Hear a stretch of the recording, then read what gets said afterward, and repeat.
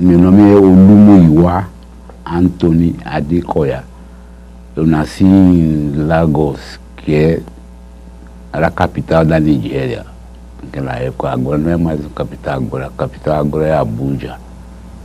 Eu vim para o Brasil no ano de 1982. A minha intenção era para estudar, compreender melhor a comunicação através da antropologia.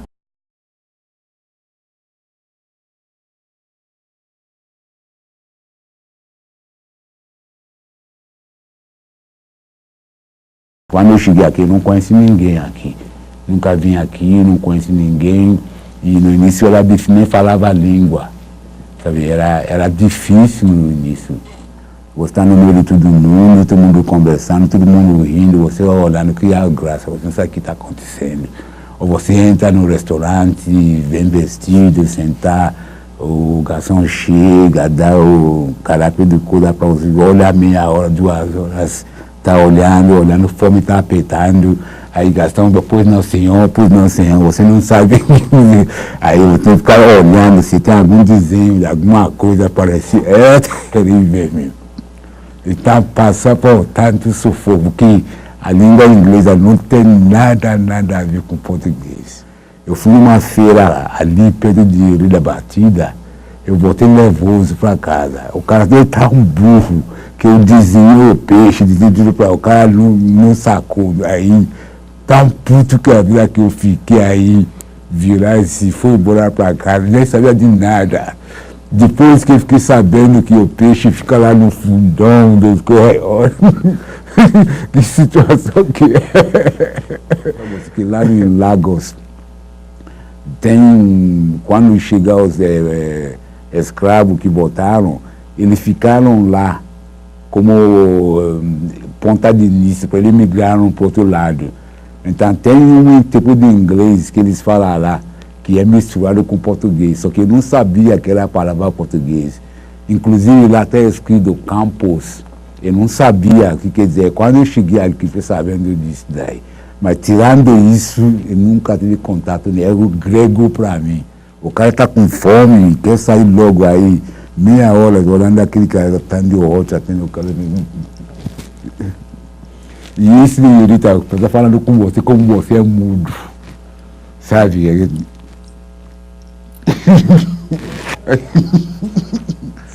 Aí quando eu entrei aqui na ECA, caiu na minha mão um livro de, acho que de Machado de Assis, ou quem que é, acho que era Machado de Assis, que eu não lembro mais, que eu sofri pra caralho com aquele livro aí, porra. Além de que a língua portuguesa que ele escrevia era tão antigo, e eu não sabia disso daí. Aí teve uma vez que eu procurava por coisa, era escrita como C-O-U-S-A. Aí eu procurava, olhei no dicionário, será que eu não olhei, não achei? Aí aquele cara me matutando na cabeça. Aí eu pergunto ao cara, falei, não, é mesmo como coisa. Eu falei, é coisa. Porque quando a gente chega a certa idade, por exemplo, não é que a gente não aprende, a gente aprende, mas demora muito mais para aprender. Sabe, demora mais. Não era como quando você era jovem, bater, já cativar. Quando você está ficando idoso, está ficando envelhecendo, a coisa começa a mudar. Porque existem certas coisas que você tem que aprender enquanto você é jovem. Você passa de certa idade, você até pode aprender mais. O problema é que a dificuldade que você vai ter em sacar as coisas. Naquela época, como são as coisas, são diferentes do que hoje. Porque o pessoal tem autonomia. Esses lugares de fora lá, por exemplo, na calçada lá, é ocupado. Até logo ali atrás, onde a gente passou, quando a gente vem do banco, o pessoal sentando lá, discutindo. Era espaço bem ocupado. E de vez em quando, eu não me lembro se cada mês tem show aqui, que vem muitos cantores. Não é mais a ECA, é presídio. Porque está tudo gradeado, tudo feio. Não sei que tesouro que tem aqui, que está sendo gradeado assim, sabe? Porque isso te dá a noção de que você está preso. O bandido está na rua, mas você que é inocente está preso. É humilhante. Estudando sabe sobre condições nisso daí. Você estudando vê que tem grade em volta de você. Você não tem aquela liberdade de você ver o vento, vem sem nenhuma perturbação de coisa nenhuma. É horrível. E também diminui a beleza do próprio prédio. Beleza? Ele poderia ter pensado em outras coisas do que a grade que eles colocaram em volta. Itamar Assunção, por exemplo, tocava aqui direto, Tom Zé também, e outro Lobão, tudo tocava. Começou aqui, depois aqui mudou para Bandejão Central, aquele espaço onde tem DCI, sabe? Aquele espaço não tinha nada, tocava lá. Depois criaram lá que tem banco para a pessoa sentar, a pessoa desenha dama em cima, jogando, conversando. Tem um restaurante lá dentro, lá, de quem pede almoço lá, comia lá, ou quem não gostava de comida lá, comia de outro lado lá. Então tive várias atividades lá dentro.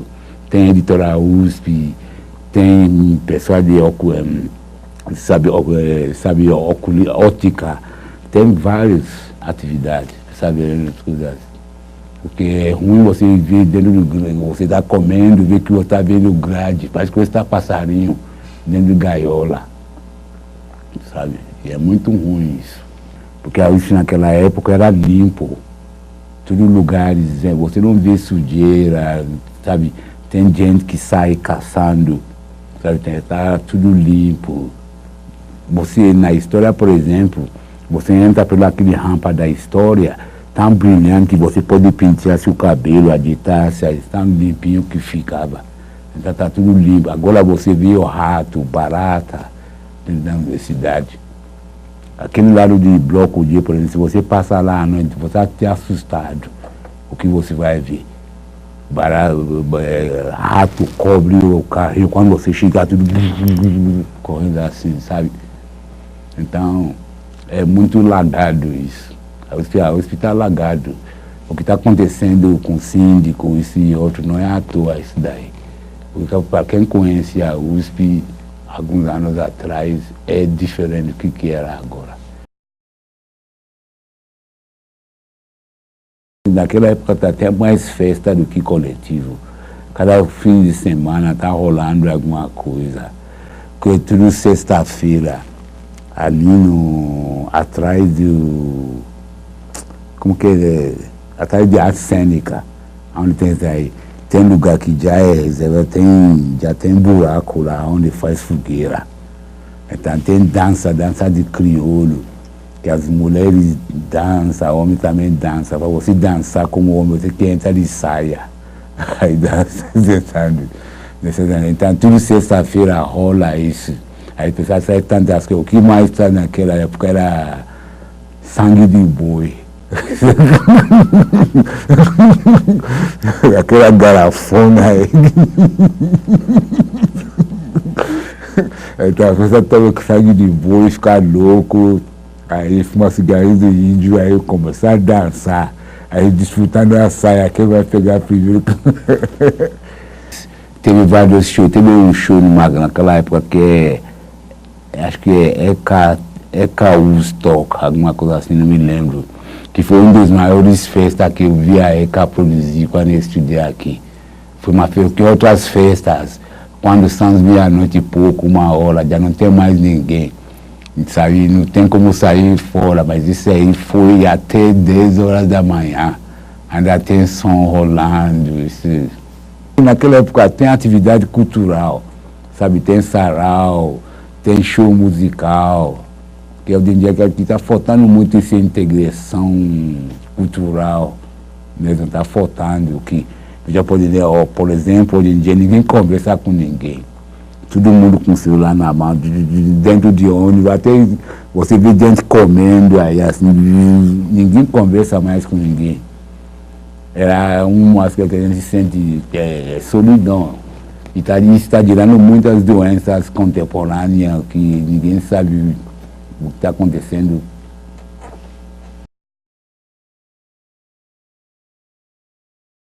Tinha um japonês que era meu amigo, depois ele mudou para jornalismo, esse cara, chama-se George, o nome dele.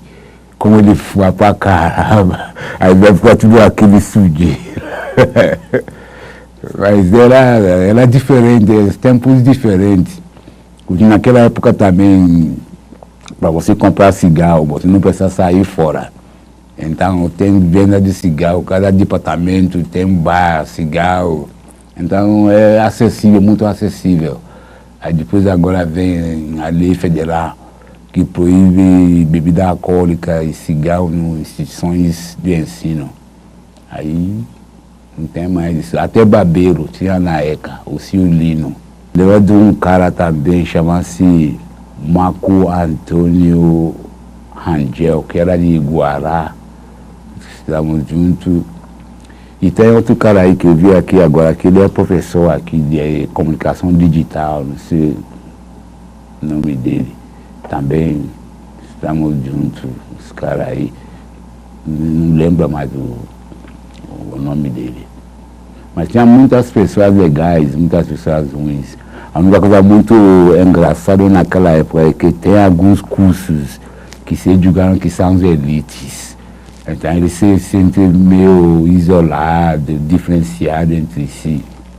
O cinema era isso, né, naquela época. Apesar do cinema se afasta de outras pessoas. Aí porque tem trabalho, por exemplo, que tem que fazer em grupo, é só sempre entre si mesmo. Vocês que outra não entra, é só sempre entre si, são muito fechados. Essa menina que me ajudou, são duas meninas, um chama-se Suzana, acho que a avó desse Suzana era o dono de Cutris, aquele editor da Cutris. E ela, por influência do avô, optar para estudar produção editorial. Aí ela conhece uma menina chamada Maria Flávia. As coisas começaram a melhorar a partir de quando eu conheci essa menina. Ele disse que se me procurar me encaixar no grupo onde eles estão. Mas isso acontece, tá bem? Eu sou praticamente o único negro no meio do povo. É mais fácil você me achar, você é um alemãozinho aí. Vai ser, no início era terrível, viu? Além de que você não entende a língua direto. Você procurar sentar em frente, parece que é melhor sentar atrás, no meio de barulho mesmo, porque o barulho parece que tudo vai para frente. Aí, sabe?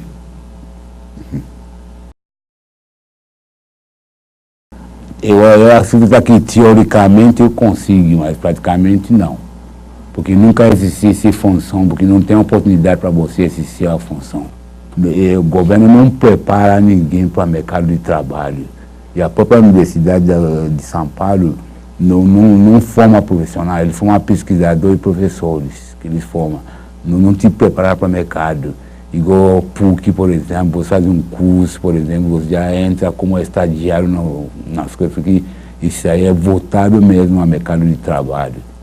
É isso daí que eu não consegui em prática, porque aqui também existe poucas editoras, entendeu? A maioria são as gráficas, entendeu? Além de são as gráficas, ainda é da família, entendeu? É fechado. Ele só coloca quem ele conhece lá, entendeu? Ainda é manitando como uma família. E poucas editoras que tem, já estão ocupando as vagas. E além disso daí, é que a questão de QI também, porque não é só o currículo que fala por você. Você não é nada. É alguém que tem que ser responsável por você.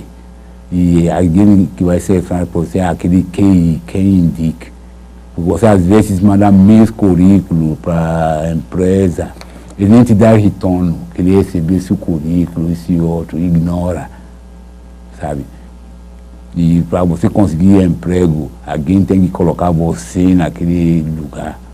Se não colocar você, você não entra lá. É uma máfia, aqui parece uma máfia mesmo. Cada panelinha, cada um foi uma panelinha dele. O pulinho de gato, ninguém ensina a ninguém. Você é um gari e outro é professor de doutorado de posto da caramba. Aí come num restaurante, o gari paga direitinho, e o professor começar a falar de Levi-Strauss pra cá, para ele, isso para outro, sem Levi-Strauss seja dindi. Ele vai ouvir tanta voz, burras de xingamento. Então, para que adianta você estudar tanto assim? Ser um picoqueiro na esquina, ganhar mais do que você universitário. E o professor mais desvalorizado do que você pode imaginar. Mais desvalorizado, mas muito mal preparado também para a profissão. Trabalha com tradição oral e a história do grupo étnico, chama-se Yorubá. O grupo étnico Yorubá são os últimos a chegou para o Brasil na metade do século XIX até o finalzinho. Então, eles chegaram aqui e eles habituavam lá na Bahia, Pernambuco e Pernambuco e um pouquinho de Pará também, Piauí, aliás. E esse grupo étnicos, como outros africanos, vieram junto, mas só que eles chegaram pelos últimos, porque tem uma guerra entre eles, e eles já estão muito mais estudados no mundo inteiro, menos aqui no Brasil, que agora que com minha pesquisa, está tendo muito pesquisa em cima disso aí, o livro sendo o primeiro pioneiro para tratar o assunto. Tá. E existe Yorubá, a nação Yorubá é formada por 22 ou 20 e poucos grupos étnicos. Então, existe Yorubá de Dahomey, que é a antiga República do Benin. E existe outro Yorubá que é da Nigéria. Mas são ambos mesma coisa. E o que acontece é que, veja, por exemplo, os que passam na época de distribuição da terra dos africanos, existe alguma cidade da Nigéria que caiu na República do Benin.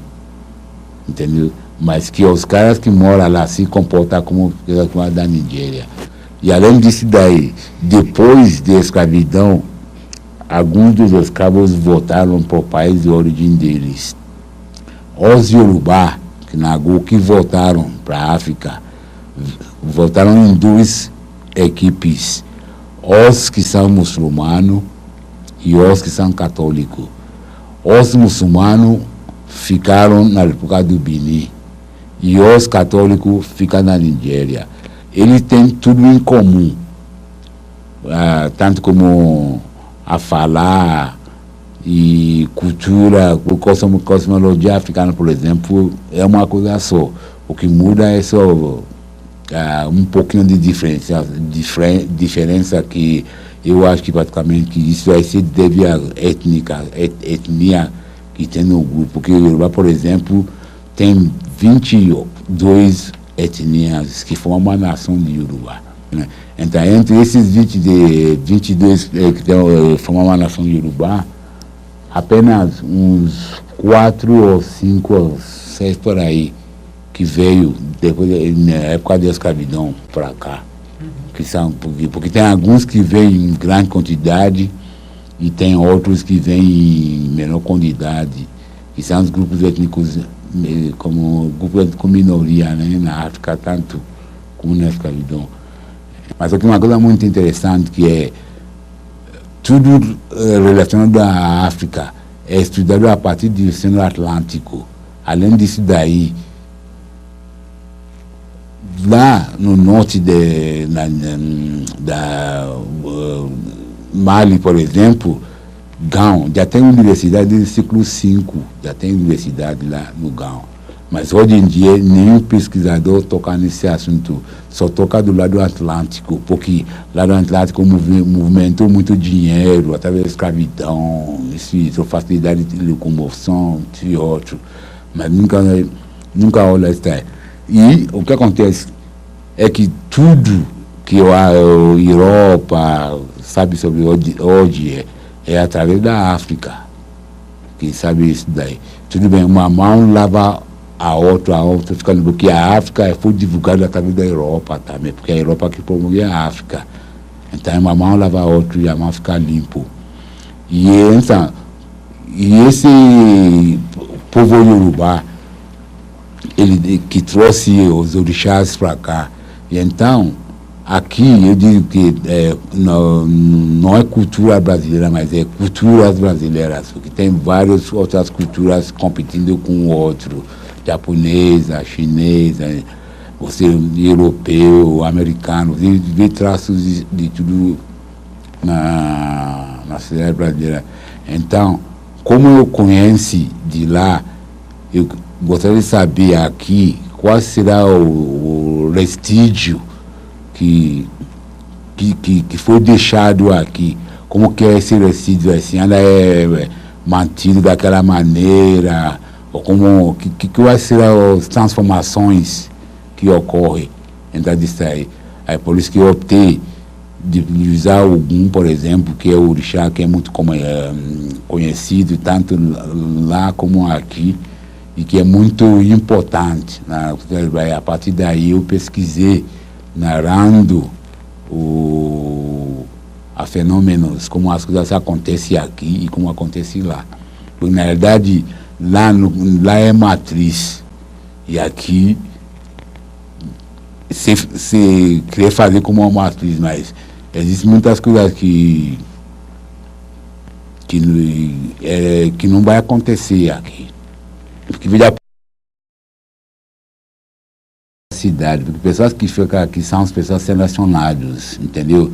Porque você vê, tem um tipo de relacionamento das pessoas aqui dentro e lá fora é outro. E eu sempre fui acadêmico, então eu vivi muito tempo aqui dentro da USP, tenho muita amizade e tenho muitos amigos que moram aqui perto, isso e outro.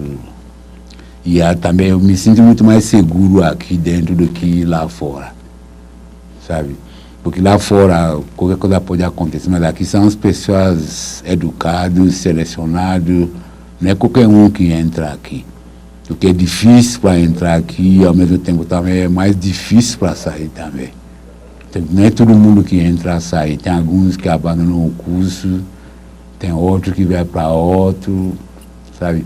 Então eu sinto seguro aqui, eu conheço aqui dentro, sabe? Conheço aqui dentro, sei aonde eu ando, mas lá no centro você não conhece ninguém no centro.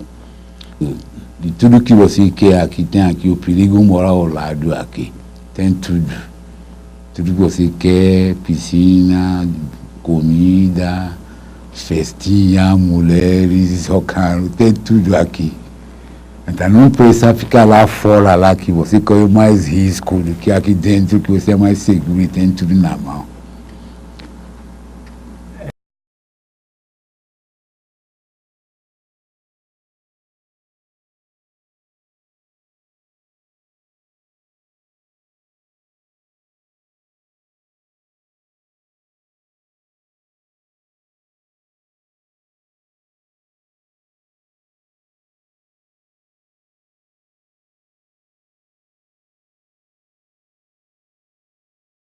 Uma vez aí, porque o Uriki é tanto importante em tudo que Yorubá faz, porque os Yorubás eles são muito observadores, eles observam tudo, as coisas.